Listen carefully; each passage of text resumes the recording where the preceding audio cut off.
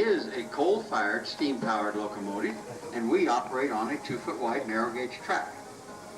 Our tracks follow the original railroad grade for the Midland Terminal Railroad, and that was a standard gauge train, and their tracks were 4 feet, 8.5 inches wide. The Midland Terminal was the second railroad to come into the Cripple Creek area, and they arrived here in Cripple Creek in December of 1895. Their tracks started up in Divide, Colorado, and then came south to Gillette, Cameron, Goldfield, Victor, Anaconda, and then into Cripple Creek.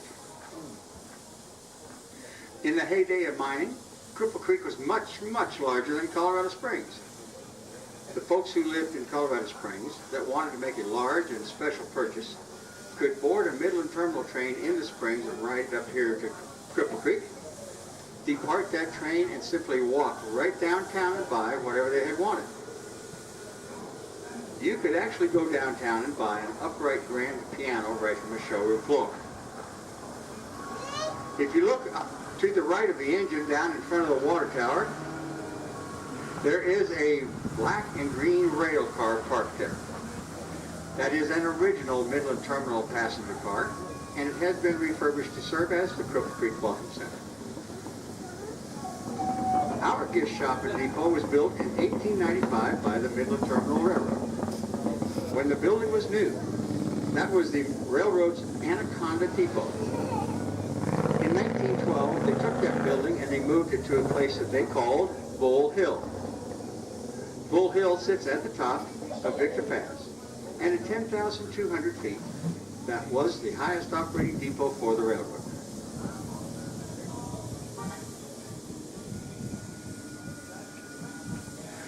The building was then moved to this location in 1967 to serve its current purpose. We'll have a stop at the end of the line, which we call Echo Valley. And when we get there, I'll tell you a little bit about the history of that location. In addition, as we go out and back, there'll be a couple things to see, and I'll point them out as we go by. We'll pull out of this station as soon as we get clearance from our dispatcher, and for everyone's safety, we do request that you remain seated while the train is in motion. Until then, sit back and relax, and then enjoy the ride. You don't want it to be out here so you can see what you see in the line to the track.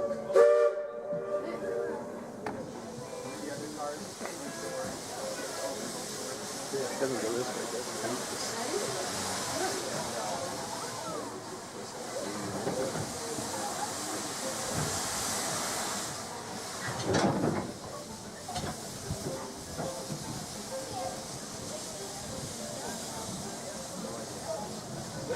But yeah, so the two doors need to open.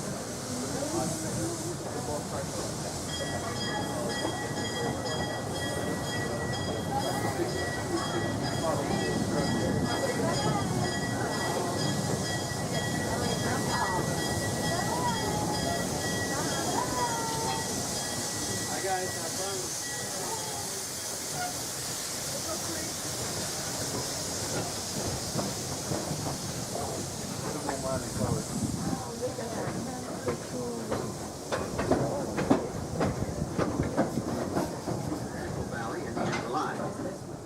Echo Valley is on the right-hand side of the train, right down below us, and the real name for that valley is Squaw Valley.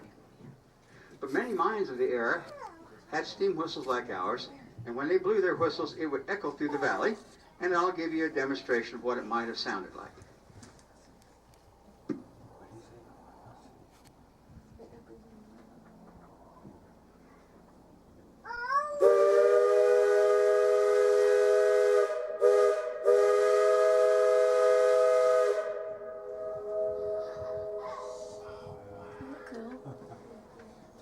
That was cool.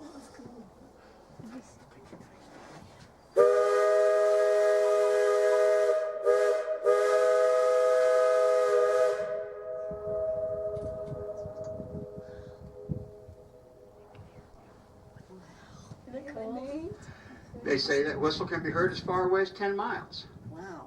At the far end of the valley was a small town called Mound City with a population of 500. And it had two gold ore processing plants, the Brody and the Rosebud. It also has that little gravel road right down there called the Shelf Road. That's a 33-mile drive between Canyon City and Cripple Creek. Before the railroads came into town, that was a major route for freight and transportation of people between the two towns. There is one section of that road that goes right along the side of the wall of the canyon, and the river is 1,000 feet below. Right down below us and to the left were three other small towns, Berry, Squaw, and Anaconda. Eventually, all three of those towns merged into one by the name of Anaconda, and at one time the population was 1,250 souls. The town had a thriving business district with running water and electricity. But in 1904, the Brody Mill down here in Mound City caught on fire, and it burned down this entire valley. They say you could hear that fire all the way back to Cripple Creek.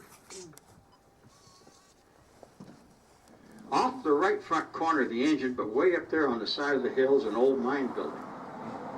That is Chicken Hawk Mine number 2. That mine is known for high temperatures underground, in places averaging 120 degrees. To cool things off for the miners, they dug a ventilation tunnel beneath number 2, and it came to the surface about 2/3 of the way down towards the highway. Before long, people simply called that tunnel the Hobo Tunnel.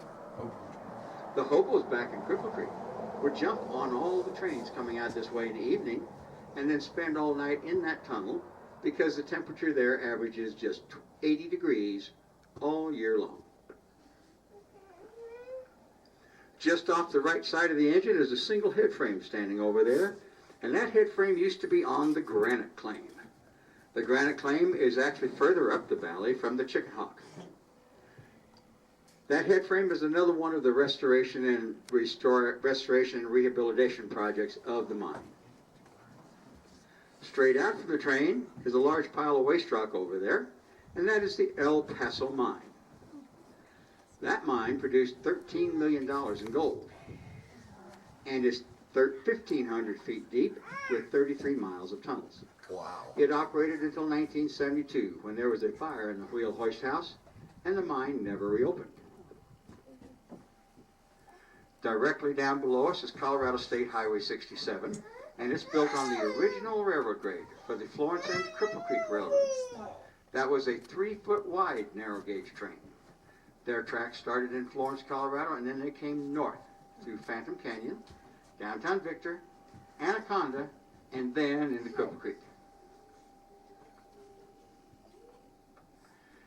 It was the first of the 3 railroads to come into town, and in the early years made quite a bit of money. The first train arrived in Cripple Creek on July 1st, 1904. Excuse me, July 1st, 1894. But then on July 21st, 1912, there was a massive cloudburst in Phantom Canyon that washed away 7 miles of railroad track and roadbed and a dozen steel bridges, and they never reopened the railroad. I'm going to back our train up now to the Y that we just went by, pull into that Y, we'll turn around and come back and head for Cripple Creek. If you glance around on the left-hand side of the train when we're in the Y, you'll see a couple spots with some concrete covers. Those are a couple old mines. Some of the old mines in that area are the Caledonia, Comstock, El Reno, and World's Fair. Built that road, all that. Built the highway.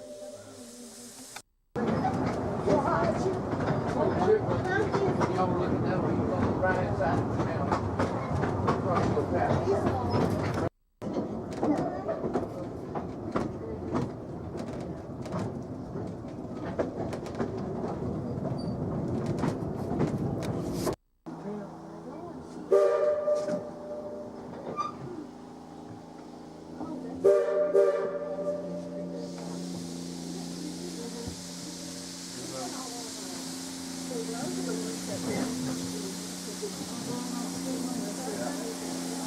Yeah. Yeah.